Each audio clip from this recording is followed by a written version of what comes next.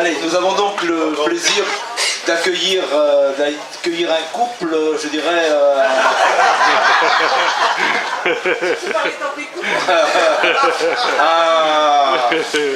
dans le roman noir, un grand ancien, Patrick Rénal, et un petit nouveau, Gérard Filoche.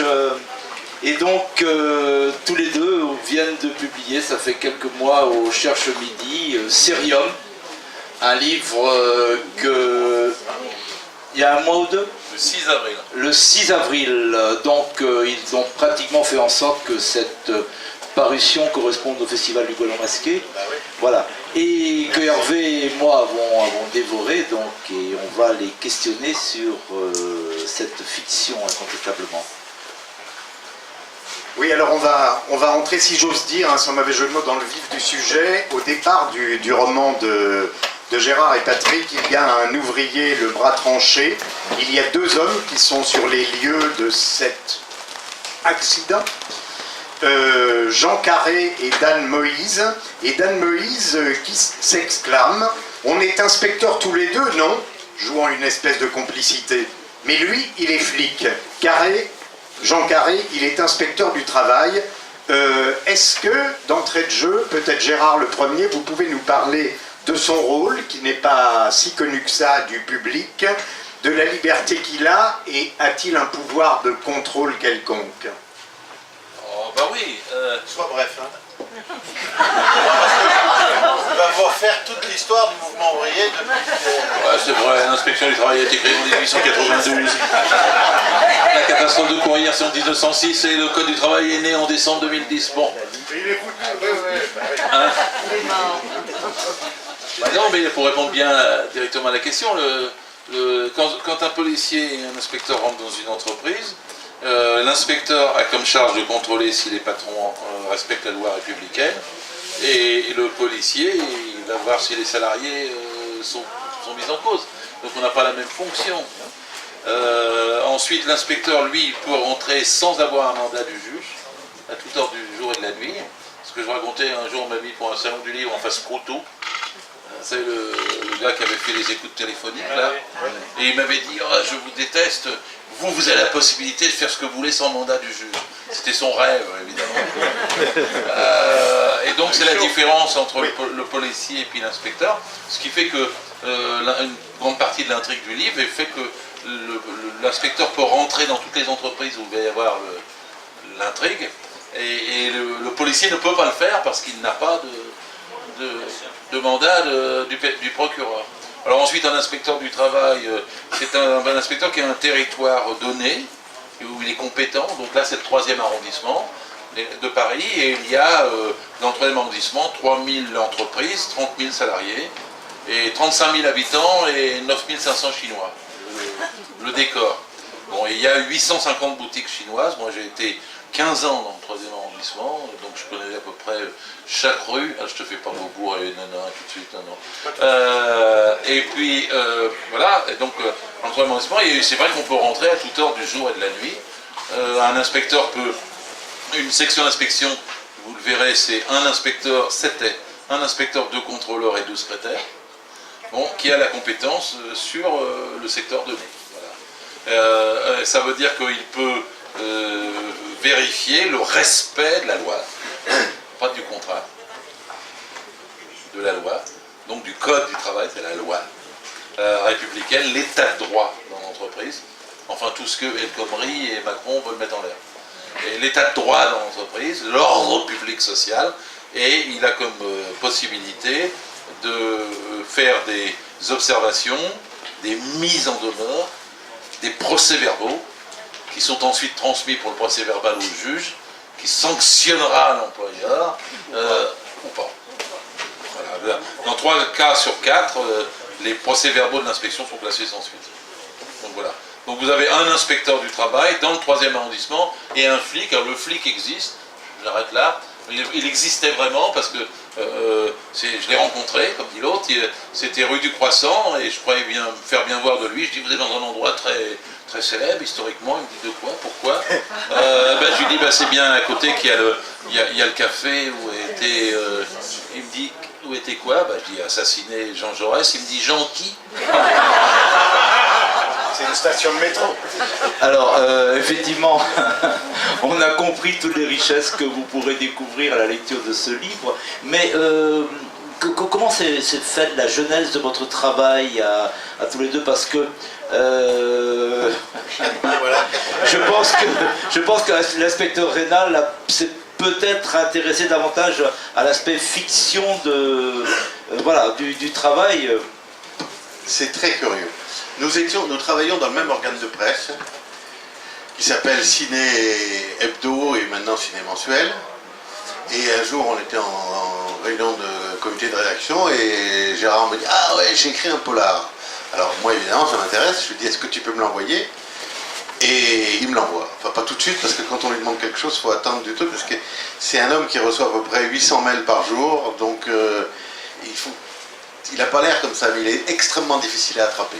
Donc je finis par recevoir le bouquin sous forme de dossier en email, je le lis et je suis à la fois totalement passionné et captivé par ce qu'il racontait, c'est-à-dire que l'histoire de cet inspecteur du travail et de son travail dans le 3e arrondissement dans les boutiques chinoises. Je découvre donc vraiment le métier d'inspecteur du travail. Je découvre aussi toute cette faune chinoise et toute cette série de boutiques. Et je découvre aussi le 3e arrondissement qui n'est pas le mien, mais dans lequel je passe, mais que je ne connaissais pas comme ça. Je suis vraiment complètement fasciné. Et en vieux routier de la série noire, et je me dis, mais on a exactement ce qui constitue le bon polar type série noire, c'est-à-dire une étude de milieu et à l'intérieur un crime sur lequel on peut enquêter, c'est-à-dire que le lecteur, à la fois se passionne, quand c'est bien fait, pour l'enquête, mais en même temps découvre un milieu qu'il ne connaît pas. Et il n'y avait qu'un problème dans l'œuvre de Gérard, c'est que c'était un gros bloc de renseignements dans lequel serpentait un petit filet de roman. Donc il fallait augmenter le petit filet de roman sans entamer la richesse sans entamer le bloc. C'est-à-dire je suis un genre de Praxitèle, tu vois, par exemple. Et donc je commence par voir si c'est possible à faire. Donc je vais aller voir quelqu'un dont ça me fait plaisir de parler parce qu'il est mort et qu'on aimait beaucoup, c'est Pierre Dracheline. Du Cherche-Midi, et je lui dis écoute, voilà, qui connaissait Filoche aussi, et je lui dis écoute, lis ce truc, je sais bien que c'est pas un roman achevé, mais dis-moi ce que tu en penses. Il le lit très vite, et il me rappelle, il me dit c'est formidable, mais bon, effectivement, c'est pas publiable comme ça. Donc on a hésité entre deux possibilités, soit je travaillais dessus comme nègre, comme éditeur, mais je travaillais avec eux. Soit il me dit, tu peux aussi demander à Gérard s'il veut co-signer. Alors je suis allé voir Gérard qui m'a dit tout de suite, bon, pas de problème, on le co-signe. Donc voilà, je me suis mis au boulot, et à ce moment-là, il a disparu. Il a disparu dans le Grexit, parce que c'était vraiment du Grexit. À peine Stipras l'avait-il lâché, que ça a été le Congrès, le Parti Socialiste, donc redisparu. J'ai pu l'attraper un tout petit peu avant les législatives, les présidentielles, et on a pu le finir, le donner, l'apporter à l'éditeur qui l'a pris avec. Et c'est très très difficile de travailler avec un furet. Alors surtout un furet de cette taille parce qu'on se méfie pas. Alors on peut peut-être dire quelques mots de ce 3e arrondissement et de la communauté chinoise qui y travaille, parce que manifestement, alors il semblerait qu'elle soit même mal connue des Parisiens, alors des habitants de la pointe sud du pays bigoudin, là c'est la totale découverte. J'ai découvert un univers que j'ignorais. Mais... Les Chinois, oui, je dis mal connu des Parisiens, parce qu'il a dit mal connu des Parisiens, parce que moi je suis de Paris, j'habite le 13e arrondissement, et j'entends tout le temps qu'on me dit « Ah oui, tu habites là où c'est Chinatown dans Paris ». Or, voilà, mais Gérard et Patrick vont nous éclairer. Le troisième arrondissement, c'est 35 000 habitants, 35 000 habitants et 9 500 Chinois. C'est les premiers arrivés, ils ne sont pas dans le 13e, ils ne sont pas dans le 20e, c'est dans le 3e. Ils arrivent après la guerre de 14. Parce que si vous ne le savez pas, il y a à peu près 10 000 Chinois qui sont morts pendant la guerre de 14 en Europe. Alors l'histoire à l'origine de ça, c'est les 55 jours de Pékin, c'est la guerre des Boxers, c'est les Anglais, les Français qui veulent ouvrir la Chine au commerce avec le dernier empereur. En fait, c'est pour faire arriver l'opium de l'Inde et puis en Chine. Et ils finissent, ils gagnent évidemment en 55 jours et les canonnières, ils gagnent la mini-guerre. Et il y a une clause qui est signée qui dit qu'en cas de conflit en Europe, la Chine devra fournir des soutiens aux combattants britanniques et français. Donc il arrive plusieurs dizaines de milliers de Chinois, il y en a une dizaine de milliers qui vont mourir. Ils ne se battent pas, mais ils ont comme fonction de creuser les tranchées, de faire le soutènement, les campements et d'aller chercher les cadavres. Donc ils vont chercher les cadavres dans des draps blancs. C'est pour ça qu'ils appellent les blanchisseurs célestes. Si vous avez lu Tintin, Hervé les appelle les blanchisseurs célestes à cause de ça. Bon, mais après la guerre, ils s'installent où? Dans le 3e arrondissement. Et là, ils vont devenir à la fois des blanchisseurs et à la fois des batteurs de métaux, parce que c'est là qu'est la métallurgie et de la chimie. Pourquoi sont-ils des batteurs de métaux?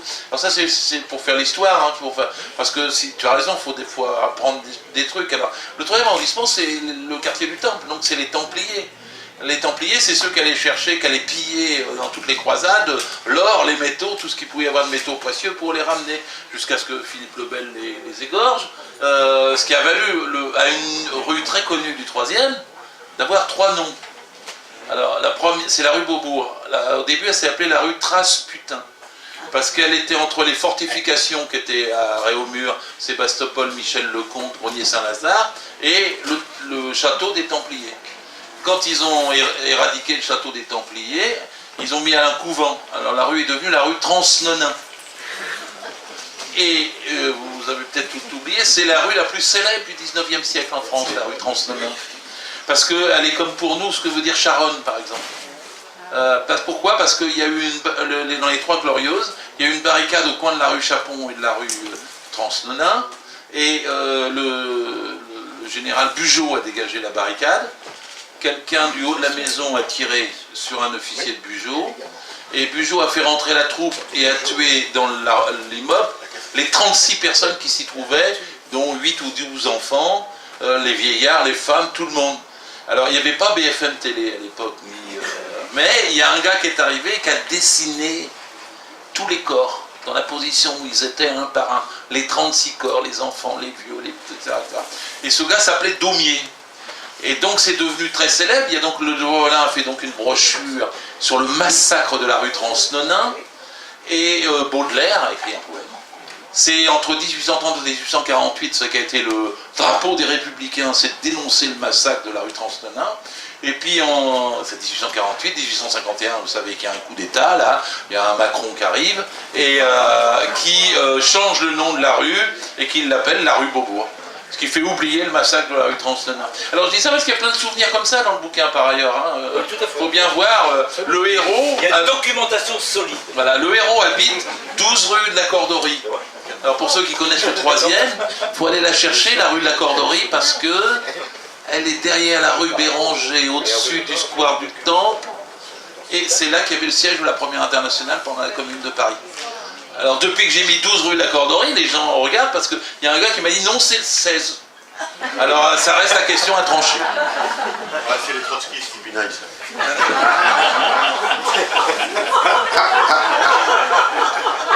Pourquoi il dit ça? On atteint le vrai cœur du débat du livre. Alors il y a effectivement dans Cerium toute cette documentation, toutes ces choses passionnantes sur l'histoire, l'histoire sociale, l'histoire politique, l'histoire tout court du quartier, qui s'inscrit dans l'histoire de Paris et l'histoire des luttes aussi. Mais c'est aussi un roman complètement de notre époque, ce qui fait écho à la thématique qu'on avait donnée, c'est-à-dire comment résister à la brutalité du capitalisme libéral. Et pour revenir à votre personnage principal, Jean Carré, l'inspecteur du travail, vous racontez tous deux les rapports conflictuels qu'il a avec les patrons, notamment ce groupe qui s'appelle dans le livre Le Comptoir. Bon, ça on se doute que les rapports sont conflictuels, mais aussi, ce qui est peut-être là où est la question, avec sa hiérarchie, avec l'État chez qui on est arrivé maintenant, vous écrivez, à la mode des managers. C'est-à-dire en gros l'État qui se désengage par rapport à ce que devrait être la mission de ses fonctionnaires, ou qui même leur fait barrage parfois. À vous. Je vais le faire, parce que comme tu me poses une question précise sur la... Parce que l'inspection du travail est complètement cassée, d'abord un petit peu dans le début des années 2000, par un changement, quand ils ont arrêté les directions du travail et fait les directs. Les directions des entreprises ont remplacé les directions du travail. Et les gens qui sont des directeurs ne sont plus les anciens inspecteurs qui ont ramé dans toutes les boîtes pendant 10 ans, 20 ans, 30 ans, mais sont nommés par le haut sans jamais avoir fait de contrôle. Évidemment, ça change toute l'approche et absolument tout l'état d'esprit de l'inspection du travail. Ça met même en cause son indépendance par rapport à la Convention 81 de l'Organisation internationale du travail. Donc c'est en ça qu'on n'a plus des gens qui veulent qu'on contrôle la loi de la République dans l'entreprise, mais on a des gens que ça emmerde parce qu'ils sont beaucoup plus proches des patrons et leurs propres subordonnés, ils font un boulot dont on se passerait bien, quoi. Alors ça renvoie à la loi El Khomri, bien que ce fût écrit avant, parce que quel est le problème de la loi El Khomri? C'est qu'elle dit, c'est le jour où François Hollande a dit, nous allons adapter le droit du travail aux besoins des entreprises. En une seule phrase, c'était un siècle d'histoire qui était balayé, puisque ça faisait 100 ans qu'on se battait pour adapter les entreprises aux besoins du droit du travail et des travailleurs. Donc c'était un renversement complet à 100% d'orientation. Et donc l'inspecteur du travail, lui, il rentre, il n'est pas comme le flic, il n'est pas là pour traquer le salarié. Il y a 2 ou 3 scènes où il y a un salarié pas déclaré qui se trouve là, l'inspecteur, lui, c'est pas son problème. Il cherche le patron qui en est responsable pour lui mettre le PV. Et que le flic essaie de courir après le gars quand il se barre. Vous avez là la photo de ce qu'est le problème de l'inspection. Et alors l'inspection a été dégradée par la loi Sapin en 2014, le 14 juin 2014, encore par la loi Macron du 9 août 2015. Et alors terriblement, ça sera pour les tomes suivants, parce qu'on a 2 autres tomes à écrire, par le décret que vous ignorez tous, qui est le dernier décret du gouvernement, même toi, mais je suis, le dernier décret du gouvernement Cazeneuve-El Khomri, le 12 avril dernier, qui impose une déontologie à l'inspection du travail pour faire ses contrôles, qui fera que ça sera très facile pour n'importe quel employeur de contester la nature du contrôle, le sourire de l'inspecteur, et les phrases qu'il aura tenues, et le papier, et la façon dont il aura fait ce contrôle. Donc en fait l'inspection est menacée, alors que c'est une inspection qui remonte à 1892, que c'est une inspection protégée dans 140 pays, comme étant indépendante des gouvernements en place. C'est-à-dire qu'elle est indépendante mais pas neutre. Sa fonction n'est pas d'arbitrer entre salariés et patrons, elle est de sanctionner les patrons qui ne respectent pas la loi de la République. C'est-à-dire elle est là contre la délinquance patronale. J'ai dit une fois, c'était d'ailleurs ici en Bretagne, c'était à Plouermel. J'avais dit, un patron sur 2 est un délinquant. Alors j'arrive à Paris, il y a l'AFP qui m'appelle, elle me dit, vous avez vraiment dit ça? Il y avait le journal d'Yves Rocher, vous devez connaître à l'époque, journal du Pays, qui avait titré, c'est Gérard Filoche dénonce les entreprises. Il voulait que le maire de, comment il s'appelait, Ancelin, c'était ça, ouais, et que m'interdise de revenir dans la ville à cause de ce que j'avais dit là. Et quand j'arrive à Paris, l'AFP me dit, vous avez vraiment dit ça? Je dis, oui, mais je me suis trompé, c'est plus d'1 sur 2. Ancelin, vous pouvez voir une de ces... Ancelin qui est tristement célèbre pour avoir construit à l'entrée de Plouermel la plus gigantesque et la plus horrible statue de Jean-Paul II. Grâce à lui, merci Ancelin. Alors justement, pour répondre à la question que l'on se posait, qui est le thème de cette rencontre, comment résister à la brutalité du capitalisme libéral, est-ce que finalement la littérature noire ne serait pas la dernière arme que posséderaient les vieux révolutionnaires Bah écoute, si on écoute ce que dit Gérard Filoche, Et si on continue à écrire là-dessus, on va plutôt faire des romans historiques et pas des romans de prospection, puisque apparemment l'inspection du travail, elle a une sale gueule. Oui, moi je suis... On est quand même dans une période, et après des événements assez particuliers, et j'en suis arrivé à une conclusion éminemment politique, il n'est pas d'accord, mais enfin c'est la mienne, c'est que s'il y a quelque chose qu'il faut faire à l'avenir, c'est ne plus jamais mettre la gauche au pouvoir. Jamais. Il faut la constituer dans une opposition solide, béton, costaud, argumentée, bien de gauche, bien. Mais dès que vous la mettez au pouvoir, elle file à droite. Ce qui est quand même assez emmerdant, parce que là, elle nous a filé à droite, mais bien. Hein. C'est-à-dire qu'elle a élevé en son sein celui qui est en train de nous voir. Donc, ne faisons pas confiance à la gauche, et surtout, ne faisons pas confiance aux gens qui vous disent, et qui vont peut-être arrêter de vous le dire, comme Mélenchon maintenant, que la révolution se trouve dans les urnes. Non, elle ne se trouve pas dans les urnes. Aucune révolution, dans les burnes non plus. Aucune révolution aucune révolution vraiment dans le sens de révolution, c'est-à-dire un véritable changement, n'a été initié par des élections, surtout quand on se trouve dans un système mondial qui est totalement sous le pouvoir de l'oligarchie. C'est-à-dire que même si vous mettiez ce qu'à Dieu ne plaise, ferme la bouche, là tu vas attraper même si vous mettiez ce qu'à Dieu ne plaise Mélenchon au pouvoir, le jour où il essaierait d'appliquer ce qu'il dit sur les estrades, ça ne marcherait plus, tout le monde foutrait le camp et tout. Alors, pour revenir à la oui, c'est-à-dire que je crois qu'il faut qu'on milite et qu'on continue à être enraciné à gauche dans la société, dans la culture, dans la façon dont on s'exprime, il y a des choses qu'on ne peut pas refuser. On ne peut pas refuser la résistible ascension de Macron. Je veux dire, bon, voilà, c'est comme ça. Il a des chiffres qui sont absolument, je te laisserai les donner, qui sont absolument effroyables sur le futur des élections législatives. Donc voilà, essayons de manifester par tous les moyens, et le roman noir,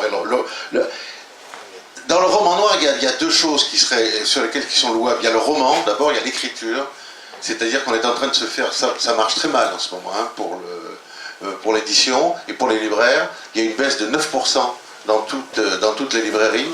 Les éditeurs font la gueule, ont de plus en plus de mal à accepter les manuscrits s'ils ne voient pas immédiatement la vente totale qui peut s'en faire. Les libraires font la gueule parce qu'ils vendent pas, ils vendent que du poche, ils vendent pas les bouquins en premier. Donc déjà, si on pouvait tous militer pour que la littérature demeure un des moyens de communication privilégiée et de culture privilégiée.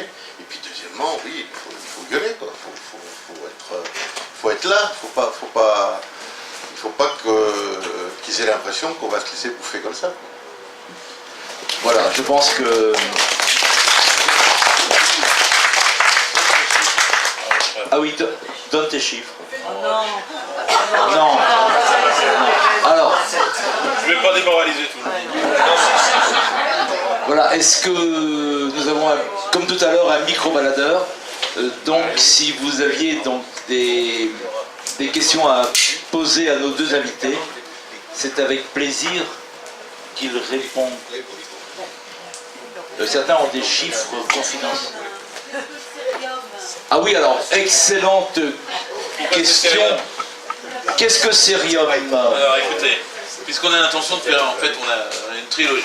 Le deuxième tome s'appellera Samarium, et se passera dans le premier arrondissement de Paris. Le troisième tome s'appellera Lantane, et se passera dans le deuxième. C'est pas dans l'ordre, mais c'est un par arrondissement. Donc, Cerium, Samarium, Lantane, vous en avez tous sur vous.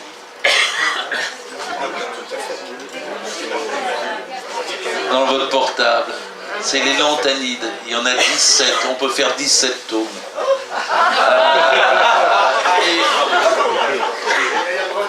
Et c'est ce qu'il y a de plus cher au monde. plus que les diamants, plus que le platine, plus que l'or, etc. Alors après, si je vous en dis plus, non. Mais dans le bouquin, il n'y a pas que...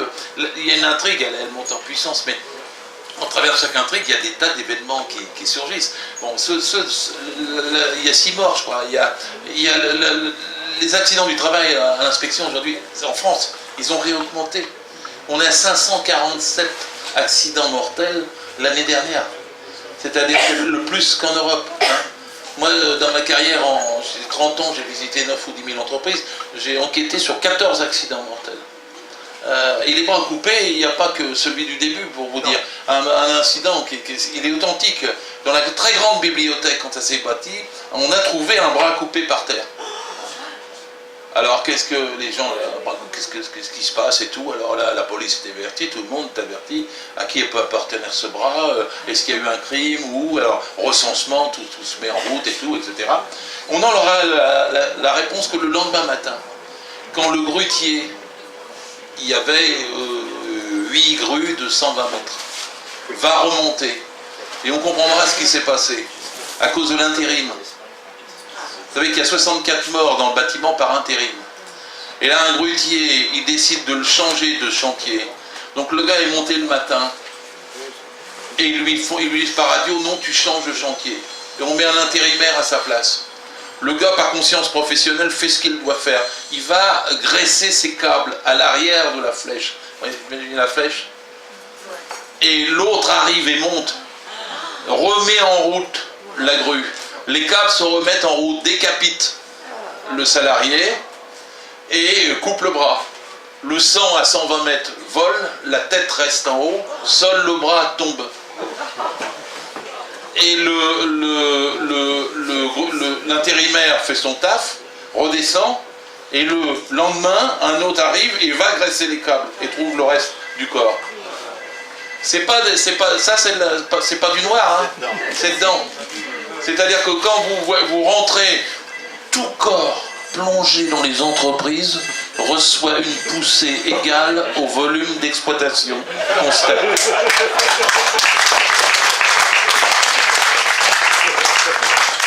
Bien, en tout cas, merci.